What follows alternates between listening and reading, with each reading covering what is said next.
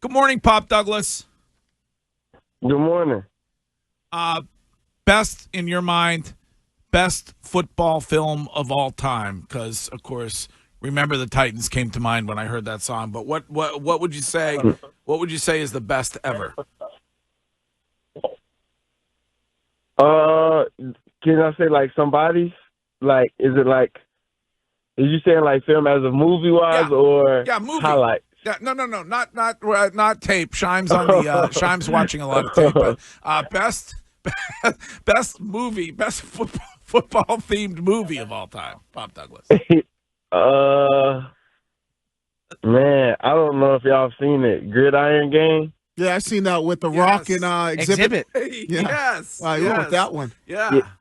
Yeah, that one good. That one, I love that movie. I like that you're so locked in though on film. You Of know, course. yeah, he Yeah, just of that's course. what he's focused on. Yeah. Pop, I want to start by asking. Sorry, go ahead. No, you got it. I'm sorry. I want to start by asking about last week, the one-handed catch. Obviously, Drake knows that he threw what he thought was going to be uncatchable. But watching that happen, what was going through your mind when you have that one hand extend to get that catch in? Oh, man, I was like, man, I got to get this. It was fourth down. This, got to have it. So when I seen the ball, like, my eyes just, like, locked on the ball. First down. Well, Vrabel talked a little bit about that play because it looked like you had like a skinny slant on it because it was very quick and the timing element of it. Was it something that you were expecting him to throw a little bit early because it was fourth down and just like kind of getting on the same page? It was a great catch, but, moving forward, you want to try to make it as easy as possible. Yeah, I'm going to make it easy as possible for him. But, my route is to go across. But, situational like that, it'll be smart, to just turn quick, get the ball, get the first down. Mm-hmm. Yeah, but me, I try to get in that end zone. I'm trying to put some points up. To help, just turn quicker, get the ball. For sure. That win Sunday 4 in a row for you guys, and of course you guys sit in first place in the division, and there's a lot of hype about Drake and. He's in the MVP conversation out. Now, I know that Steph Diggs said that you're not drinking the Kool-Aid, but how hard is it to avoid the conversations that are going on about the potential down the road for this football team? It's for me, I think it's easy to ignore the noise, rather it's good or it's bad, Cause we gotta have that next play mentality. This is the NFL. This is not like college. This is the NFL where no matter the record, man, things can change quick. Just of the team wanting something that doesn't matter. I'm not gonna lie. The NFL it's a trick. It's crazy how everything works. Pop, one of the things to kind of piggyback off of Greg's question a little bit is, not drink the Kool-Aid, but there has to come a point in time where you look and you go, we got a good football team. We're a good football team, and we're going to play with that confidence, that swagger. Is that something, I know it's like you don't want to drink the Kool-Aid, but you got to say, hey, we're pretty good. No, yeah, facts. I definitely believe in this team, and we definitely got to play with that swagger.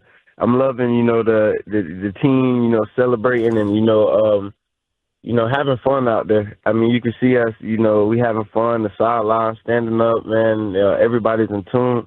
And I'm loving what this team, is putting on tape and, having fun. Pop, what would you say is the biggest reason why Drake Maye has been so successful this year as compared to last? Man, I think he's getting more confident. Going out there playing with more swagger, just going out there and staying poised. First year he was getting the hang of it. Now it's like, let me go out there and ball. Let me go out there and hoop and play out there. Just let me go out there and just play. And you're seeing it. He's going out there having fun, playing, and he's just letting it all out there, man. He's playing for the team on the name on the front end and his name on the back for sure. What has Josh McDaniels meant to the offense this season? Man, he brings that that old school swagger, man. he's been doing this for a while, and you can tell he's been doing it for a while. He sees it all. Once if we, it'd be the little thing. You see something, he sees it. It'd be crazy, but that's helping us, with our details. That means a lot when playing in the league. Details matter, and Josh, he harps on it, and man, I feel like that's what makes us better as a player and a person, just as a life too. Seemed for a moment, just a brief moment, post game on Sunday, when Coach got bumped, that he got a little bit angry. Were you scared? Were you scared at any point that Vrabel was going to erupt during that ball presentation? You talking about after the game? Yes. No, I wasn't. That was funny though, man. Coach Reeves is a character, man. His energy, that was funny. I mean, he was going to swing on somebody, and whatever group he would have swung on, he gonna have to wrestle everybody at that point. Pop, Vrabel also talked to us about Steph Diggs and his leadership and how he is as a leader in this locker room. Can you just speak on what he's meant to the offense when it comes to not only his play on the field, but especially for the younger guys? Yeah, man.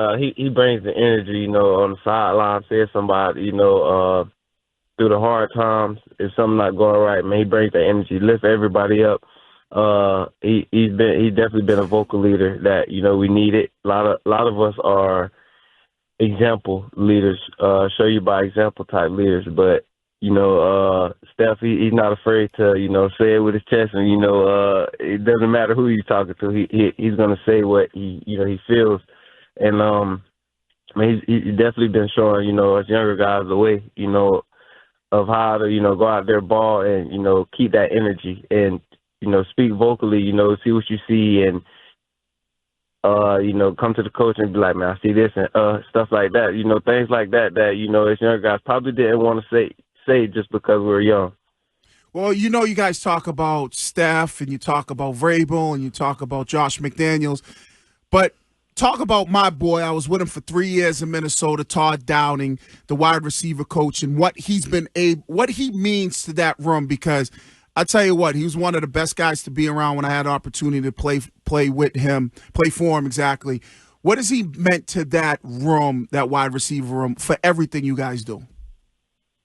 Man, TD is he's great, man. I've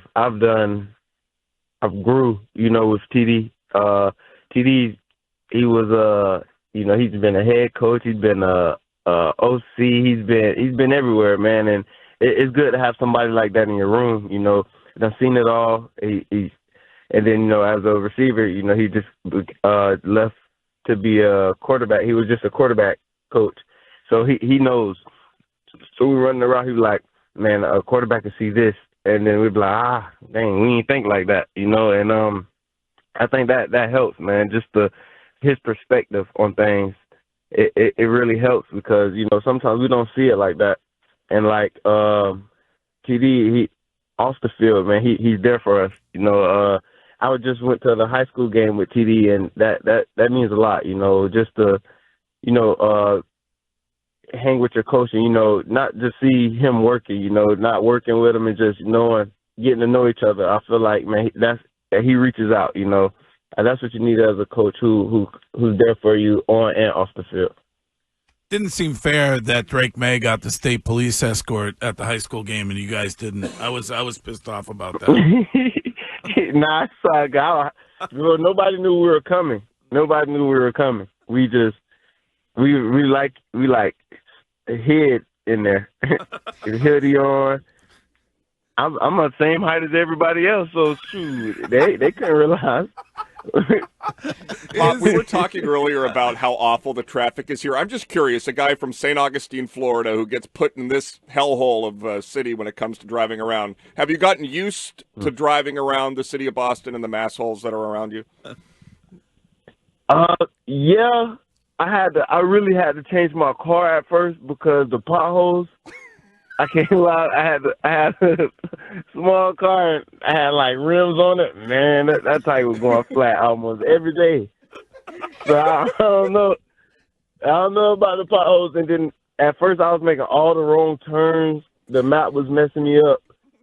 Yeah, I'm used to it now, but at first, woo, it was tricky. So what are you driving now, Pop? I have a Benz. I have a SUV Benz though, not a coupe Benz that's bigger. All right. So my tires can fight back the potholes now. Probably got the GLC coupe. No low profile Pirellis on that thing. Yeah, no low profile no more. Yeah. Yeah, no low profile anymore. Learn my lesson. Pop. Yeah, go ahead. Vrabel talked about moving forward, and the Browns' defense could be the best that you guys have faced so far this season. How has preparation been for that, and what's the hardest part about this Browns defense? Wait, could you say that again, Mike? It went out. Mike Vrabel said that the Browns' defense that you guys have on deck is the hardest that you guys will face so far this season, statistically, play style-wise. How has prep been for that, and what makes them so difficult? Man, they're good, man. You know, like I say, despite their record, man, they're pretty good, man. Watching them on film, they fly around, and this is probably one of the fastest defense that we play so far. And man, I like what they do on defense. So we got to come with it. Like I say, with the record, can't look at that record, man. These guys ready to play they got a family to feed too, so they coming to play every Sunday. So, we got to come with our A game. All right, well, we're going to let you get to work this morning, and we're actually going to, going forward, if it's okay with you, we're going to call you something different on this show every week. Is that all right? Yeah. We're gonna call you Pop Tires instead of Pop Douglas. Oh, What? Instead of potholes and all this? Yes, I'm okay with it. All right. We'll talk to you soon, Pop.